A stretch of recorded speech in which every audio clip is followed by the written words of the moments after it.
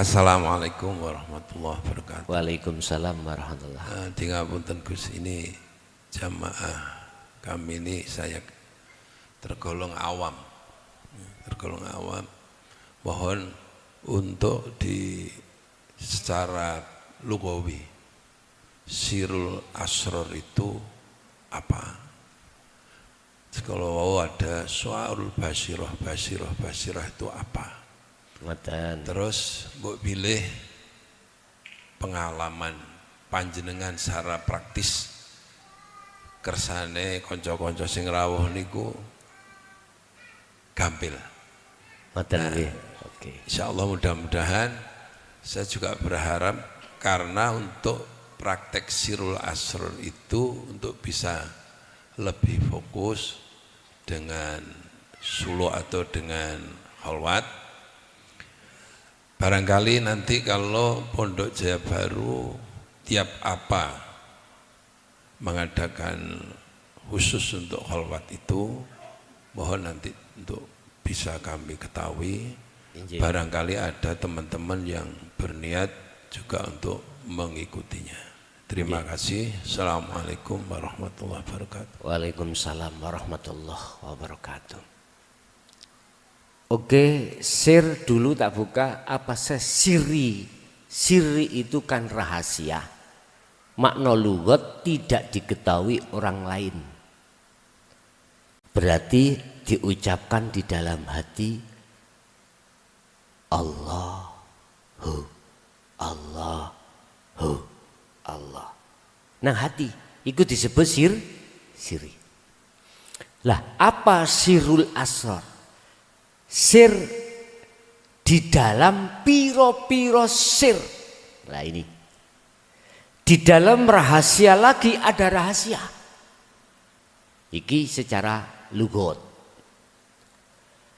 Itulah yang kumaksud zikir yang tidak mengucap. Nek kalau zikir sir tadi kan masih ngucap hati walaupun hati, ya dah. Kalau sirul asrar, asrar itu apa? Piro-piro rahasia. Di dalam rahasia ada rahasia lagi. Nurun ala nurin. Di atas cahaya ada cahaya. Padang ini di dalam cahaya. Di dalam cahaya itu tersimpan padang. Tapi di dalam padang sumbernya dari setrum. Sir di dalam beberapa sir. Beberapa sir di dalam sir. Itulah yang kumaksud zikir di mana hati sadar dan nyadari, enggak ngucap loh Pak ya, bahwasannya semua apapun yang terjadi itu hanyalah Allah yang melaksanakan, yang menterjadikan. Itu dengan rasa, makanya saya sebut su'aul basirah adalah rasa di dalam hati. Apa sih basirah itu? Basirah adalah hal-hal yang ada kaitannya dengan rohania hati. Basirah. Su'aul cahaya di dalam hati. Berupa apa? Rasa atau iman, itulah cahaya di dalam hati. Terus ainul basirah. Ain adalah mata melihat. Basirah berarti basirah melihat Sang Yang Tunggal. Artinya antara melihat dengan bertemu satu paket. Saya bertemu jenengan sekaligus melihat. Melihat ya bertemu, bertemu ya melihat. Ini di muraqabah. Awalnya sebelum kita di musyahadah, di ainul basirah, sebelumnya ada di muraqabah. Apa sih muraqabah? Di dalam hati masih ada rasa iman selalu dilihat Allah. Masih ada dua. Ada yang melihat, ada yang dilihat, ada mata untuk melihat. Jadi basiroh itu adalah sesuatu yang ada kaitannya dengan hati. Ain adalah mata untuk melihat. Berarti ainul basiroh, matanya hati itu untuk melihat terhadap Allah lewat nur cahaya tadi. Ini yang kumaksud cahaya ma'rifat. Kalau sudah di situ maka bukan perkaranya mata manusia, ruh itu bisa melihat wujudnya Allah. Karena apa?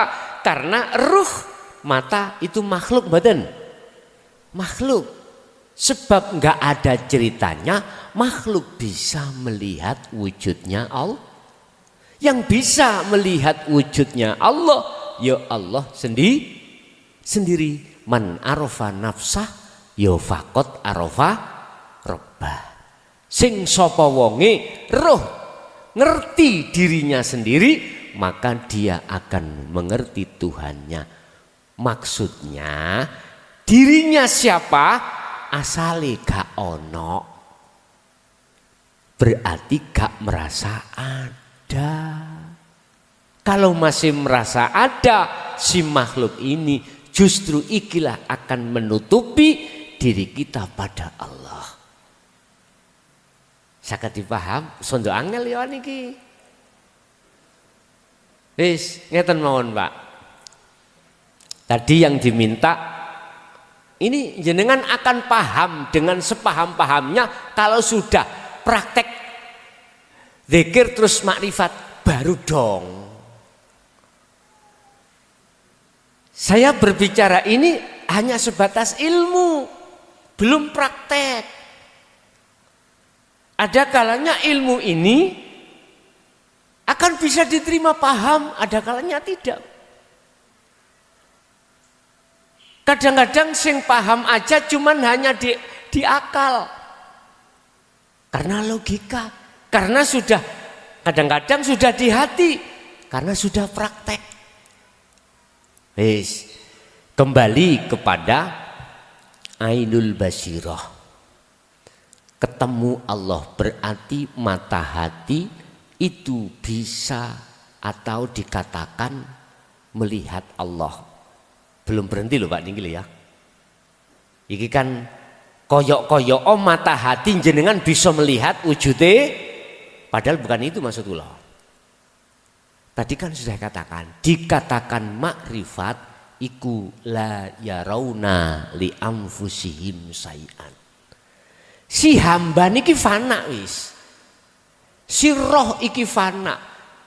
Si makhluk iki fana. Bagaimana mungkin perkara yang tidak ada alias fana bisa melihat yang ada itu? Bagaimana? Ya enggak mungkin lah. Nah terus yang melihat Allah, ya Allah sendiri. Loh ini loh makrifat. Makanya ditutup hakul basirah.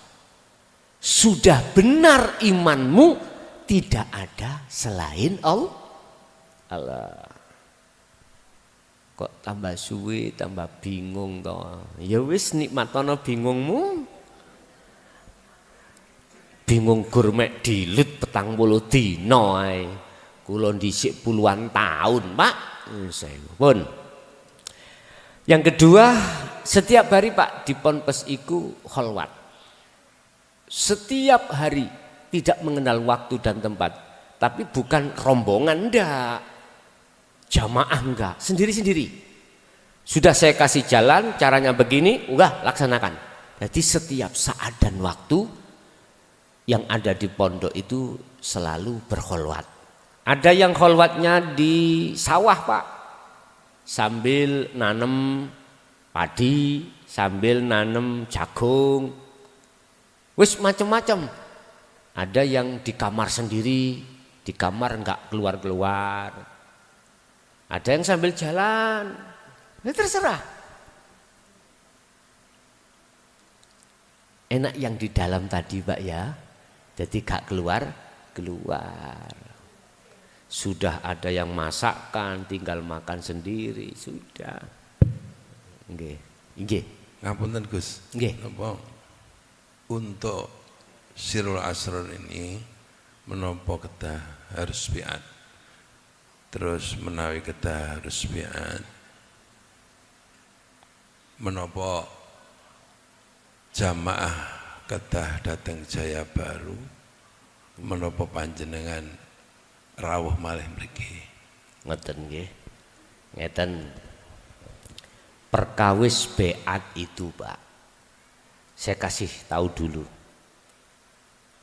itu yang berhak beat adalah Allah. Makhluk tidak punya hak untuk beat. Di dalam ajaran Sirul Asrar kan sudah menekankan yang beraf'al semuanya adalah Allah.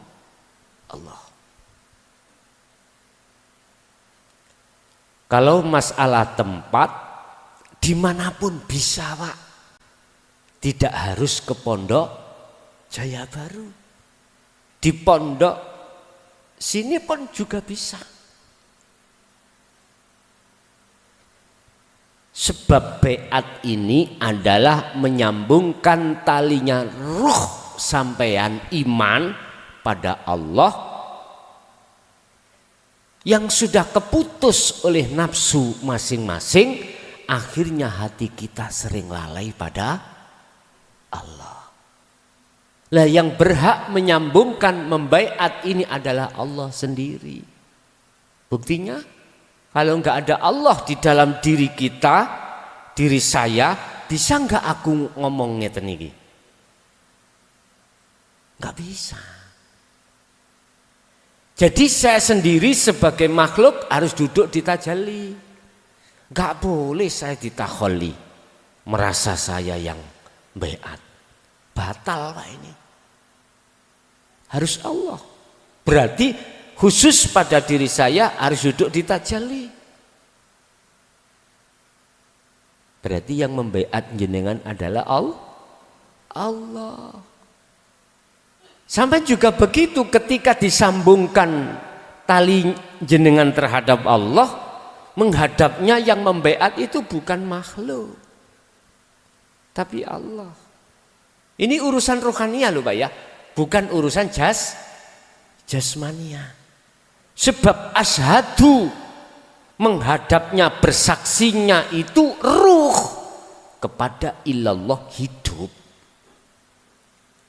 Harus ada rasa atau iman yang menancap di situ. Jadi boleh di pondok, boleh di sini, monggo kerso. Monggo kerso. Kalau di sini kapan waktu kita jadwalkan, enggak apa-apa Pak, enggak apa-apa. Wong Jawa Timur, Jawa Tengah masa celeduk mboten mawon. Mboten napa-napa. Tidak ada masalah. Tapi yang jelas Pak, harus paham dulu beat itu secara hakikat di dalam Sirul Asrar tentang hakikatnya syahadat. Asyhadu itu ruhaniyah, la ilaha itu makhluk, illallah itu hidup. Ruhaniyah sampai harus sambung terhadap hidup. Muhammadur Rasulullah, Muhammad itu makhluk, iku Rasulullah sebagai utusannya. Makhluk siapapun itu. Jenengan kesini kalau tidak diutus Allah bisa enggak? Enggak bisa. Jenengan sholat kalau tidak digerakkan Allah sholat bisa gerak sendiri enggak? Lah makanya yang bersaksi ikut dikatakan benar persaksiannya manakala yang bersaksi tahu siapa yang disaksikan.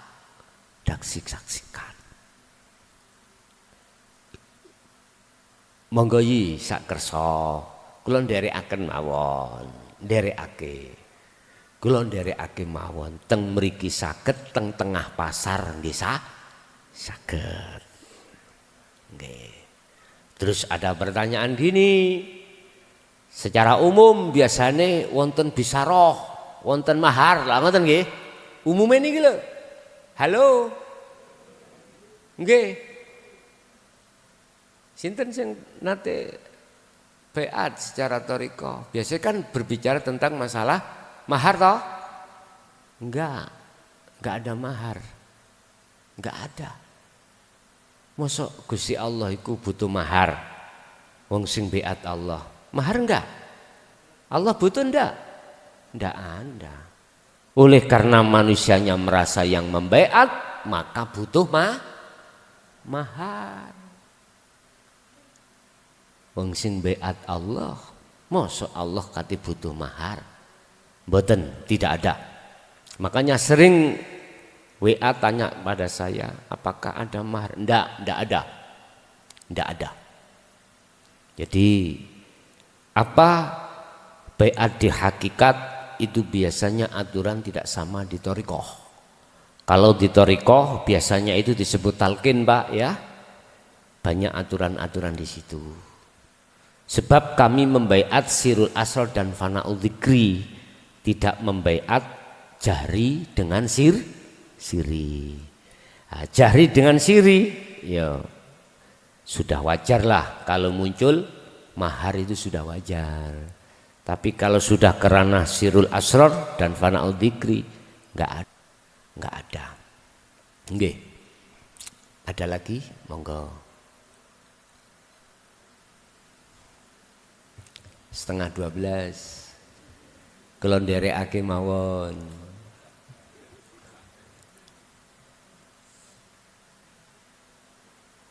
Sudah cukup? Cukup Bapak Ibu?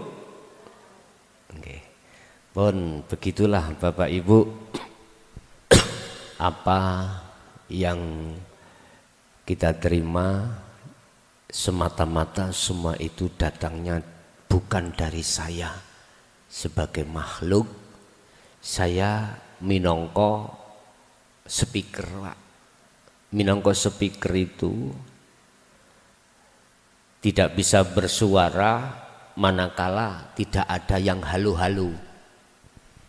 Speaker itu tidak akan pernah bunyi apabila tidak ada yang halu-halu. Jadi saya yakin semua apa ilmu yang diberikan tadi datangnya dari Allah. Kami sama dengan panjenengan Pak Bu, sama tidak mengerti apa-apa kalau tidak dimengertikan Allah. Berarti ngerti itu mutlak milik Allah. Semoga bermanfaat, barokah terhadap kita dan anak putu kita ila yaumil qiyamah. Lahumul Fatihah. A'udzubillahi minasyaitonir rajim. Bismillahirrahmanirrahim. Allahumma shalli wa sallim ala sayyidina Muhammad. Alhamdulillahi rabbil alamin. Allahumma sallimna wal muslimin min afatid dunya wa adzabil akhirah. Wa ila auladina wa azwajina wa dzurriyyatina wa ahli baitina. Ya Allah, selamatkanlah ruhaniyah kami, anak putu kami, keturunan kami dari kepentingan hawa nafsu. Nawwir qulubana binuri hidayatika ya Allah, wa ma'unatika wa rahmatika wa syafa'atika wa ma'rifatika wa ilaihim. Ya Allah, terangilah hati kami dengan cahaya hidayahmu ya Allah, dengan cahaya ma'rifatmu ya Allah, dan terhadap seluruh anak keturunan kami. Ya Fattahu ya Alim, iftah lana bifutuhil arifin wa ilaihim. Ya Allah, bukalah pintu hati kami, bukalah pintu hati kami dan anak putu kami, dzurriyyah kami tentang kemakrifatamu ya Allah. yassir lana fi kulli umuri wa afina, yassir lana fi kulli umuri wa afina. Ya Allah, mudahkanlah urusan-urusan saya, urusan-urusan kami dan anak putu kami dunia dan akhirat. Rabbana atina fid dunya hasanah wa fil akhirati hasanah wa qina adzabannar. Wa sallallahu ala sayyidina Muhammad. Alhamdulillahi rabbil alamin. Al-Fatihah.